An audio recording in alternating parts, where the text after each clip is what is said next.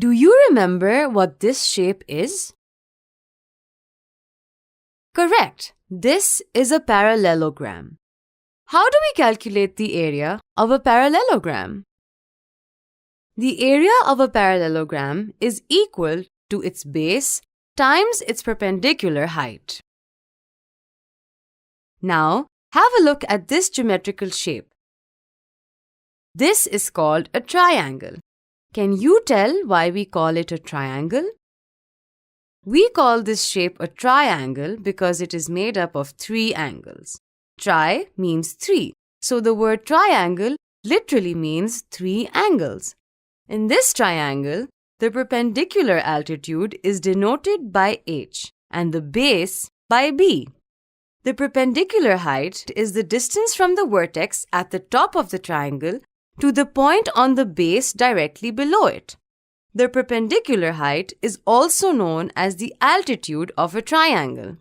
Now that we know what altitude or perpendicular height and base are, let's duplicate this triangle and color it yellow. Now rotate this triangle and join it with the blue triangle. Can you see which shape is created when we join 2 equal triangles together? Correct! This is a parallelogram. Since we made 2 identical triangles and joined them together, the area of our blue triangle is equal to half the area of the parallelogram. So we can write it as area of blue triangle is equal to area of parallelogram divided by 2, which is equal to base times height divided by 2. Let's see if this is true for other types of triangles as well. Let's make a triangle exactly like the red triangle. We rotate the new green triangle and join it with the red one. Again, you see that it forms a parallelogram. To find the area of the triangle, we need to find the area of the parallelogram and divide it by 2. From all the examples, we can deduce that the area of a triangle is equal to half times the base times the height of the triangle.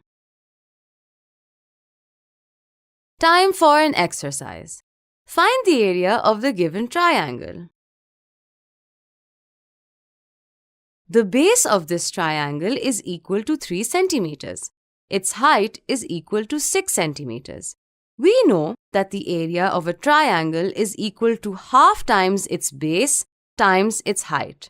We replace the values in the formula and the equation becomes area is equal to half times 3 centimeters times 6 centimeters. So the area of the triangle is equal to 9 square centimeters.